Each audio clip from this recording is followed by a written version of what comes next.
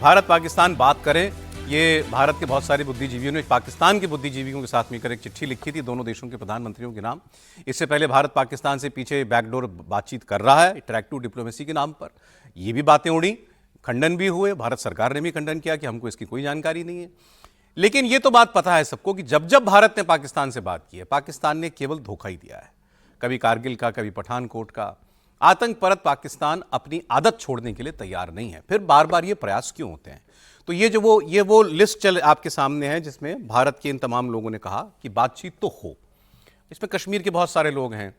तो महबूबा मुफ्ती का बयान था, उन्होंने स्टेटमेंट भी दिया है कि बात तो करनी ही चाहिए और कश्मीर जो है वो एक गेटवे है सेंट्रल एशिया के लिए। तो पाकिस्तान के साथ रिश्ते अच्छे होंगे तो आपका व्यापार बहुत बढ़ेगा, सार्क रिवाइव कीजिए, ये सारी बातें उन्होंने की। मैं आपको दो बयान सुनाऊंगा, लेकिन एक ऐसे व्यक्ति का जिनका इस पे दस्तखत है और एक ऐसे जो बहुत सख्त खिलाफ हैं किसी भी बातचीत के। एएस दुल्लत जो रॉ के पूर्व प्रमुख हैं, वाजपेयी जी के ज़माने में 5-1 साल वो रह चुके हैं सरकार में, मतलब काम कर चुके हैं। तो कश्मीर में बहुत काम किया उन्होंने, तो उन्होंने इस पर दस्तखत किए। उनका बयान सुनिए आप पहले। उन्होंने कहा कि उनसे रिपोर्टर ने पूछा कि भाई बातचीत होनी चाहिए, उन्होंने कहा होनी चाहिए। इनका लेकिन terror and talks don't go together. उन्होंने कहा बिल्कुल बात ठीक है, लेकिन टेरर पे ही बात कर लो, आतंकवाद पे ही बात कर लो, बात तो करनी चाहिए। I remember during your book launch you said that we have to move forward with the Pakistan, we have to need talk. So you are strict on this that we have to need to talk with the Pakistan only. Yeah, I definitely believe so. I may be wrong. I mean, you know, I keep repeating this, that I am nobody. I am just a normal, ordinary citizen of the country now. I am not in any position now. But the way Pakistan is sheltering terrorism, is it really we can talk such kind of national? Yeah, we should talk about that. But we should talk about Pakistan. Why is Pakistan sheltering terrorists?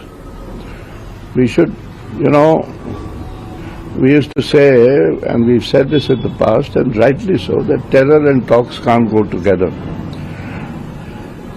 So, you know, and Kashmir and terror cannot go together. So let us talk about terror. कह रहे हमने कहा कि आतंकवाद और बातचीत साथ साथ नहीं होगी, और हमने ठीक कहा, लेकिन आतंकवाद के बाद क्या हो गया दुल्लत साहब को?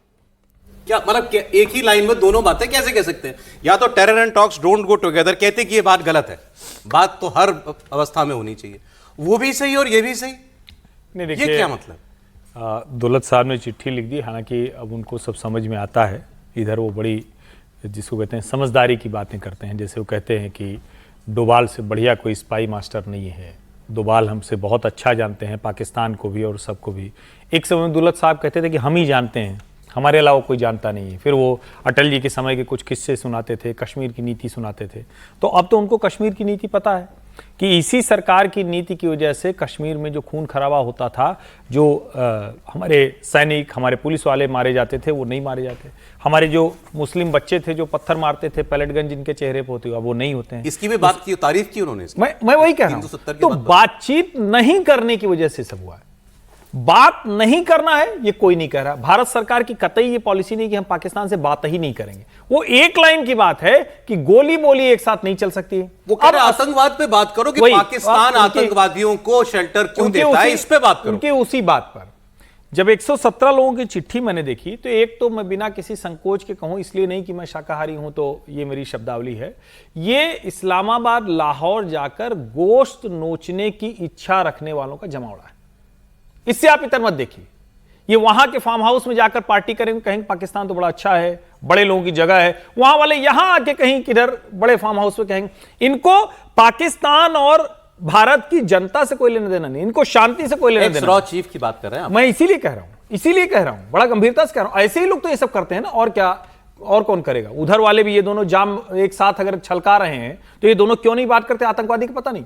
और ये चिट्ठी अगर 117 लोगों ने पहले लिखी होती शहबाज शरीफ को और कहते कि तुम्हारे यहां आतंकवाद है, आतंकवादी हैं जिसकी वजह से भारत के साथ शांति नहीं हो रही, ये आतंकवाद बंद करो, और हम प्रधानमंत्री नरेंद्र मोदी को भी चिट्ठी लिखेंगे कि शांति की बात होनी चाहिए, ये तरीका होता। इंटरेस्टिंग बात है, इस लेटर में कांग्रेस के सीनियर लीडर मणिशंकर अय्यर का भी दस्तखत है।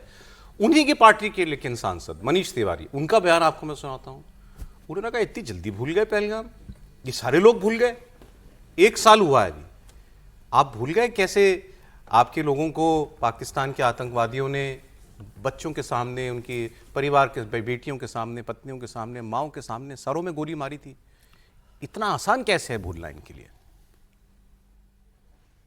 बहुत ही दुर्भाग्यपूर्ण बात है और बहुत ही दुखद है कि बेसरान के 1 साल 2 महीने और 8 दिन बाद कुछ लोग जो पाकिस्तान समर्थित आतंकवादियों ने घिनौनी कार्रवाई की थी कि निर्दोष पर्यटकों को उनके परिवारों के सामने उनकी हत्या कर दी थी, उनको मौत के घाट उतार दिया था, ये चीज हम इतनी जल्दी कैसे भूल सकते हैं? 1970 के दशक से लेके आज 2026 हो गया, पाकिस्तान भारत के खिलाफ आतंकवाद प्रोत्साहित करता रहा है और जब भी भारत ने कोई बातचीत करने की पेशकश की है तो पाकिस्तान की तरफ से बातचीत का जवाब आतंकवादी हमले द्वारा दिया गया है। और इसलिए पहले भारत को यह सुनिश्चित करना चाहिए कि हम पाकिस्तान से चाहते क्या हैं।